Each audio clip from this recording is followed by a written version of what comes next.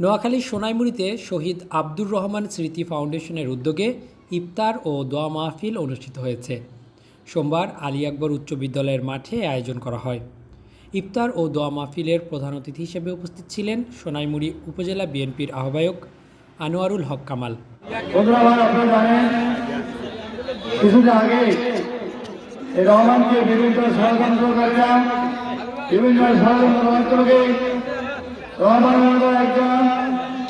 আমাদের একজন কর্মী যে 15 বছর যুদ্ধ করেছিল সেই স্বৈরাচারের বিরুদ্ধে, সেই নেতাকে আপনারা জানেন ষড়যন্ত্র তাকে হত্যা করা হয়েছে।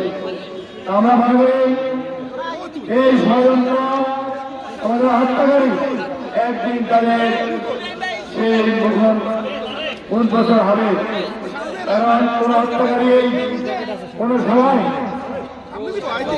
গোপন থাকতে পারে না। বন্ধুরা, তাই বন্ধুরা আজকে আমরা আব্দুর রহমানের জন্য দোয়া করবো। দুনিয়াতে আমরা সবাই চলে যাবো, অর্থাৎ আব্দুর রহমান মৃত্যুটা কষ্টদায়ক। আব্দুর রহমানের মৃত্যুটা আমরা মা বাবা তার কেউ নিয়ে নিতে পারি না। এত অল্প বয়সে আব্দুর রহমান ছেড়ে যাবে আমাদেরকে। আমরা আব্দুর রহমানকে দোয়া করবো, রহিম ভাইকে মনে করবো। শহীদ আব্দুর রহমান স্মৃতি ফাউন্ডেশনের সভাপতি মোহাম্মদ হানিফের সভাপতিত্বে বিশেষ অতিথি হিসেবে উপস্থিত ছিলেন সোনাইমুড়ি উপজেলা বিএনপির সদস্য সচিব দিদার হোসেন।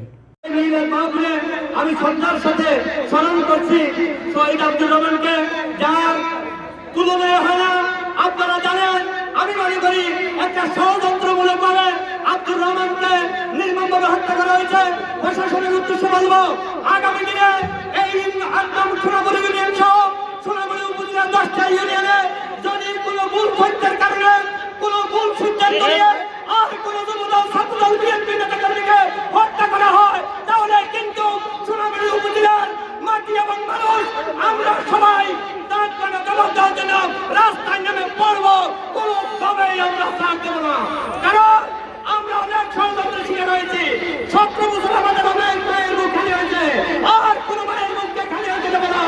আমি বলতে চাই, আমরা যারা রয়েছি, আমাদের নেতাকর্মী যারা রয়েছে, যদি আমাদের নেতাকর্মীর কোনো অপরাধ থাকে, আমরা উপজেলা বিএনপি সভাপতি সাধারণ সম্পাদক রয়েছে, আমাদের ইউনিয়নের অভিভাবক নয়, শুধু এই বাংলাদেশের অভিভাবক হচ্ছে আমাদের ব্যারিস্টার মাহবুব প্রভাব।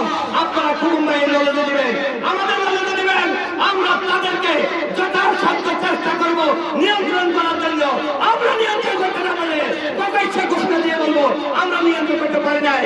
এর আগে কোনোভাবে আমার কোনো নেতা কর্মীদের গায়ে একটা টোকা দেওয়ারও চেষ্টা করবেন না, তাহলে তার পরিণাম ফল অবশ্যই আমি বলে দিতে চাই, ভবিষ্যতে যেই ধারণা নিচ্ছেন সেই ধারণার বিপক্ষ হয়ে যাবে ইনশাল্লাহ, এবং তার প্রতিফল আপনারা দেখবেন। সেই আশাবাদ ব্যক্ত করে সোনাপুর ইউনিয়ন বিএনপির সভাপতি অ্যাডভোকেট সেলিম শাহী, খলিলুর রহমান ডিগ্রি কলেজের সাবেক সভাপতি ফারুক হোসেন, সোনাপুর ইউনিয়ন যুবদলের সভাপতি মোহাম্মদ ইউসুফ প্রমুখ। এ সময় অতিথিরা আব্দুর রহমানের স্মৃতিচারণ করে বক্তব্য রাখেন। মেসেজ হচ্ছে দলের যে কোনো মূল্যে 5ই আগস্টের পরে 5 বছরের শেখ হাসিনা দুঃশাসনের বিরুদ্ধে আমরা লড়াই করার পরে দেশে একটি স্বাধীন গণতান্ত্রিক ব্যবস্থা চালু হয়েছে। কাজেই যেই কাজ আওয়ামী লীগের দ্বারা হয়েছে আমরা এগুলি করবো না। যে কোনো মূল্যে আমরা নিজেদের মধ্যে ঐক্য শৃঙ্খলা রাখবো। পাশাপাশি যারা নেতৃবৃন্দ আছেন, দলের দায়িত্বশীল নেতৃবৃন্দ আছেন, দলের সকল স্তরে শৃঙ্খলা রক্ষা করবেন, দলের নিয়ম এবং ডেকোরাম মেনে চলবেন। আপনি সেই ব্যক্তি না, দলের ডেকোরামের ব্যর্থ হলে আরেকটা ডেকোরাম ব্যর্থের পরিস্থিতি তৈরি হয়।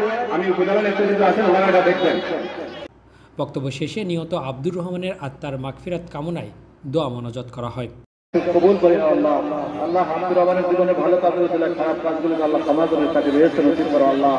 আল্লাহ আমাদের গত 18 বছর অনেক নেতা কর্মী শরীর আল্লাহ ভয় করে তার জীবনের সমস্ত গুণাগুলি মাফ করে তাকে বেহেশতে নসিব করে।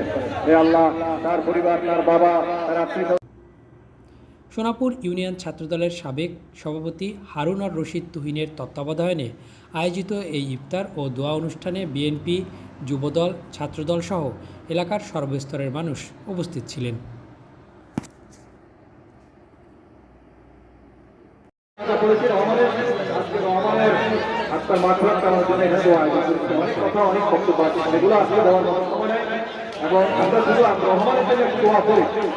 কিছু কথা আসছে এগুলো এই পরিবেশে বলবো না।